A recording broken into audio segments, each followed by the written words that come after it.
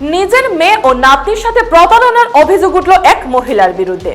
ঘটনাটি কাটিগড়া সমষ্টির কালানগ্রাম পঞ্চায়েত এলাকার ব্রাহ্মণ গ্রামে। জানা গেছে, কয়েক বছর আগে ব্রাহ্মণ গ্রামের বাসিন্দা মণিমালা দেবের কাছ থেকে 6 লক্ষ টাকা নিয়েছিলেন মা অপর্ণা দেব। শর্ত ছিল ওই টাকার পরিবর্তে নিজের মেয়েকে ঘর তৈরি করার জন্য জমি দেবেন অপর্ণা দেব। শর্ত অনুযায়ী কিছুদিন পর মণিমালা দেবকে কিছু জমি মৌখিকভাবে হস্তান্তর করেন মা অপর্ণা দেব। কিন্তু কিছুদিন পর ওই জমির উপর মালিকানা দাবি করে বসে আরেক ব্যক্তি।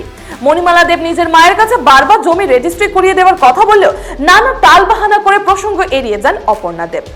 অন্যদিকে অপর্ণা দেব ওনার নাতনি সুনন্দা দেবের স্বামীর সাথে একইভাবে প্রতারণা করেন।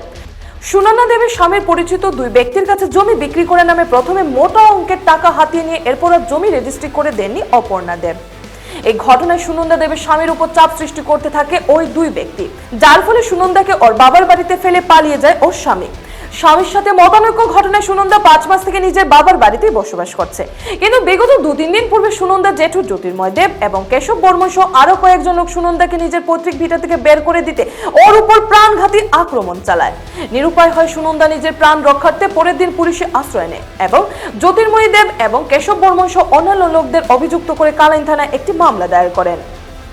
হিফজুর রহমান বরভুইয়ার রিপোর্ট। আমার নাম সুনন্দা দেব, আমার মার নাম স্বপ্না দেব, বাবার নাম জগন্ময় দেব। তো আমি 5 মাস থেকে আমি এখানে আছি। আমার জামাইয়ের ঘর তারা নষ্ট করাইছেন। 2টা জমির কাস্টমার দেওয়ানি হয়েছে। জমির কাস্টমার দিয়া আজকে 1.5 বছর থেকে না পারমিশন দেন, না রেজিস্টারে দেন, কোনো কিছু দেন না।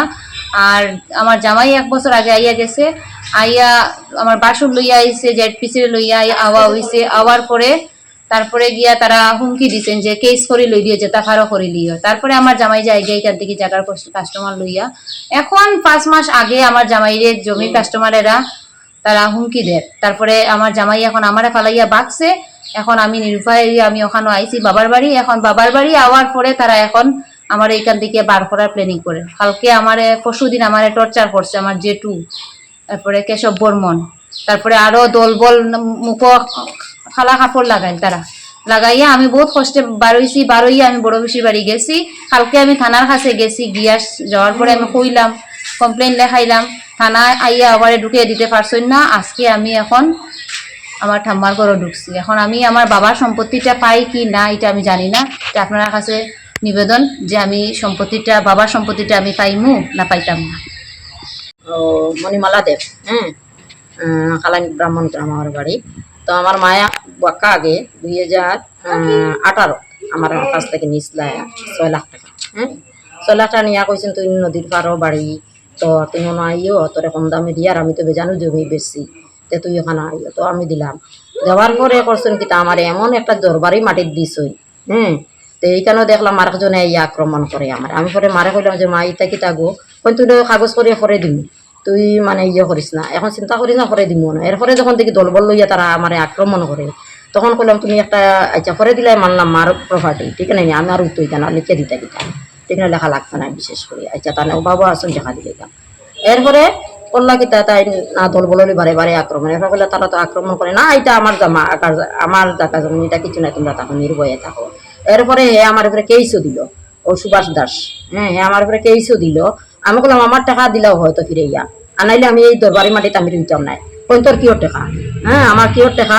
আমি বললাম আমার শ্বশুর বাড়িতে এই কুযুক্তি দিয়া তুমি আমারে বাইরে করছো, আমার সারা সর্বনাশ করিয়া। আমি ল্যাট্রিন বানাইছি, বাথরুম বানাইছি, ঘর বানাইছি, ওয়াল বানাইছি, সব কিছু বানাইছি। এরপরে আমার যে সর্বশান্ত তুমি করলাই, ঠিক আছে, আমি গিয়ে আমি তোমার জায়গা ছাড়িয়ে আমি কোনো সময় যাইতাম না, যত সময় আমার টাকা দিতাই নাই। আমি এখন ঘর বাড়ি ছাড়া হয়েছে, এখানেও আমার বাপর বাড়ি, এখানেও আমার বাপর বাড়ি, ঠিক আছে। এরপরে আমি আইনিগত ব্যবস্থা করে 20 বছর থাকি, মানে 2020 সাল তাকিয়া আইনগতভাবে মানে তার লগেও আমার কেস চলে, সুভাষের লগেও কেস চলে।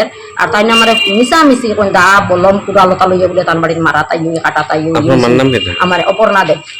আর আমার মায় এটা করলা না অনেক একটা মেয়ের লগে এই বইনটায় সম্পত্তির লুবে বইন খাটলিছড়া বিমল দাশগুপ্তা, তার বই হইল গীতিমালা দাশগুপ্তা, তার আর প্রলোচনায় জ্যোতির্ময় দেব আমার একটা ভাই, তার প্রবচনে পড়িয়া এই সমস্ত অবৈধ সম্পত্তি অনেক কাইছেন। পরে আমি যখন আমি জায়গা জমি লইয়া লাগলাম যে ঠিক আছে জায়গা জমিটা আমার এখানে দিই না, তাই দিতে পারি না, কারণ কিতা।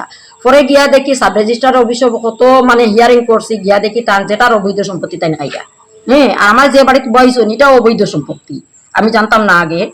এটাও মানে তার যেটা সম্পত্তি আমি ও বাড়িতে থাকবো। আমার মায়ে আমার ঘর দুয়ার মানে ইয়ে করছেন, আমি আজকে থেকে ও বাড়িতে তার মেন বাড়িতে আমার জায়গা দিতে লাগবো, আমার শ্বশুর বাড়িতে মানে ইয়ে করছেন, আমি আজকে থেকে আনবো। এছাড়া আমার বাইজি একটা